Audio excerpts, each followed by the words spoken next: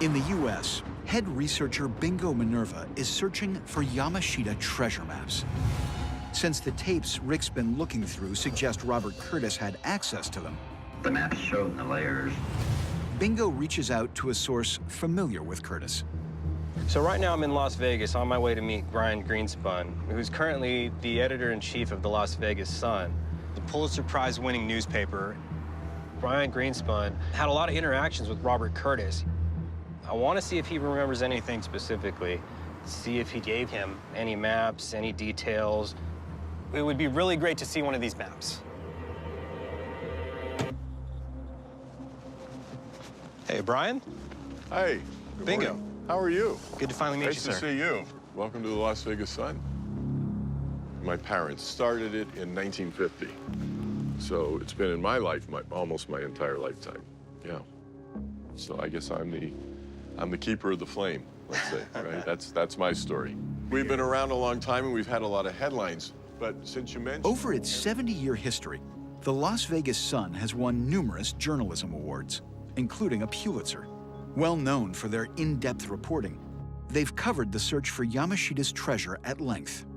So the reason I'm here today is that I currently have a team in the Philippines that is treasure hunting for gold. We believe we're on a site that is a Yamashita treasure site. We've actually found evidence of Americans being on the property in what we believe is a Japanese tunnel. Okay. Now, through my research, I found out that you wrote about Robert Curtis back in the 70s, and that spanned for about 3 decades. So really the question I have is, how did you meet Robert Curtis? What was it about his story that, convinced you to even start writing this? That's a simple question, but it's a very complex answer. So here comes a guy who walks into the office, noticeably frightened. He wanted to talk in the car. This was a guy who didn't trust anybody. He felt to me like he was running for his life. And then he starts telling this story about that treasure somewhere hidden deep somewhere. And so I had to figure out whether it was real. So I spent a lot of time with Bob. Why is he so afraid? Remember, this is 1978. Marcos was at the height of his power. He was in control. President Ferdinand Marcos was reportedly brutal in his obsession to find Yamashita's treasure. After treasure hunter Roger Rojas claimed he found a cache of Yamashita's gold, Marcos allegedly imprisoned Rojas and seized his treasure. Rojas later filed a suit against Marcos to try and recover his stolen goods. Rojas died under suspicious circumstances the night before the trial began. And of course, as it came out, Bob Curtis was afraid because he got out of the Philippines 10 seconds ahead of being killed, and so he thought. And he needed this story told in a most credible way, believing that once a story is out, there's no reason to kill him. Robert Curtis first went to the Philippines to assist in President Ferdinand Marcos's quest to find Yamashita's gold. After several months of working for him, Curtis reportedly learned that Marcos had grown suspicious of him and ordered his assassination. Curtis immediately fled the Philippines and came directly to the Las Vegas Sun to share his story. You have to be skeptical about it. So even then, really, first impressions with you, you didn't really believe this story. How could you believe this story? Who was Bob Curtis? He was a mining engineer from northern Nevada. How did he get in the middle of Ferdinand Marcos's hunt for a treasure?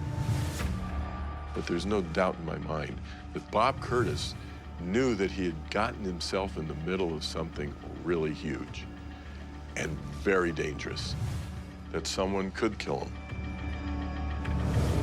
In a deposition made in 1993 during the Roger Rojas trial, Curtis claims he was recruited by Marcos to process recovered gold, removing identifying marks that could tie it to countries looted by Japan. President Marcos wished to talk to me about the possibility of handling remelting of bars. Eventually, Curtis was given access to Marcos's maps, which supposedly led to Yamashita treasure sites.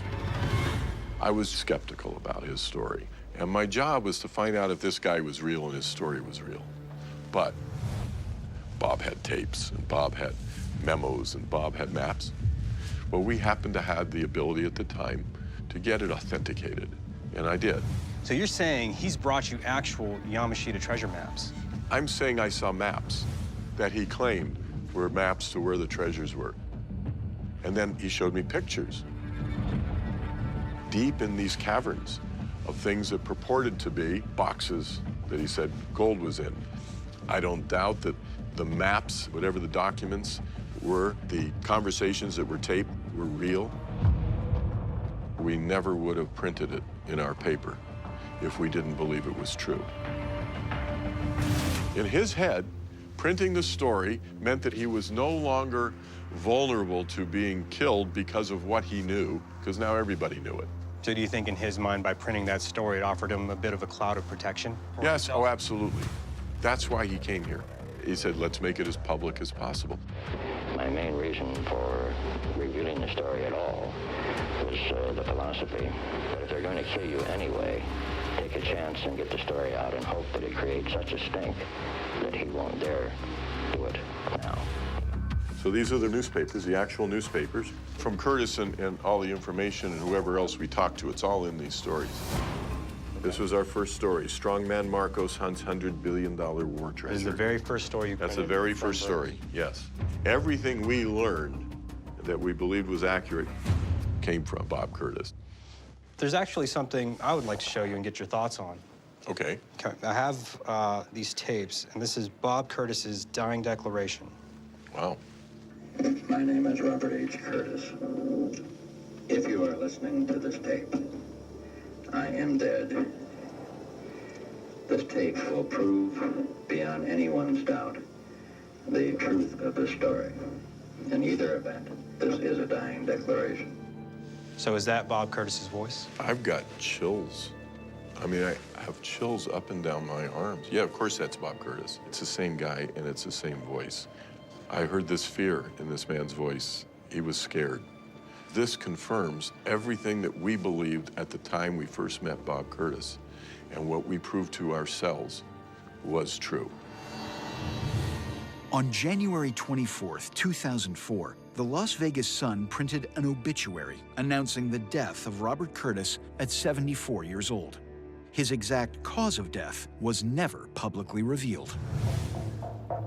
Are you aware of any other leads, any information that'll lead me to any Americans treasure hunting in the Philippines?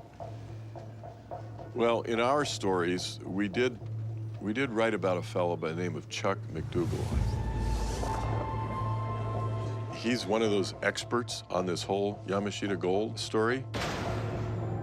According to Greenspun, Chuck McDougall was close to Curtis and knew his secrets. He could tell you firsthand, probably a lot of what Bob Curtis could tell you. Talking to Brian, and the fact that he believed Robert Curtis, I mean, that's further confirmation that there is truth in Robert Curtis's story. So unfortunately, Curtis is not with us anymore. I really need to find somebody still alive that knows more about this story, and hopefully that person's Chuck McDougall. If I can track down Chuck, maybe he has information for us that can help us on our search. The next morning, Bingo calls to update the team. So guys, I met with Brian Greenspun. He's one of the editors at the Las Vegas Sun. Now, he published a number of articles on Bob Curtis and Yamashita's treasure over the span of about 3 decades. Bob Curtis, he provided a lot of evidence to the Las Vegas Sun and Brian over there. And unfortunately, they don't have any more of that archival evidence or documents left over. What Brian did reveal was potentially a huge clue, the name Chuck McDougall. Chuck McDougall, I did some digging on him, and I found out he was actually working with Bob Curtis. He was working with him on a site called Fort Santiago, and I found some archival news footage of him, and I want you guys to check it out and see what you think. I've already sent it to you. Okay. The Fort Santiago press conferences became a regular ritual on the evening news. Facts began to emerge, one by one, from the tight-lipped mouth of Charlie McDougall. We think it's gold bullion. We have photographs of maps. We have engineering drawings, other photographic evidence to determine the location, the exact location. Wow, that was pretty interesting. He talked about maps. It makes me wonder if he actually has those maps still. If he has those maps still, they maybe he has a map of our mountain. Is there any way that we can get to talk to Charles McDougall? Well, I tracked this guy down. He's still alive. He's living in the Bay Area currently. He's my next meeting. If I can get any information at all, I'll let you guys know. I'm gonna see what I can find out.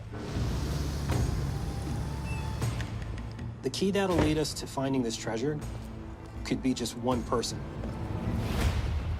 Hopefully that person is Chuck McDougall.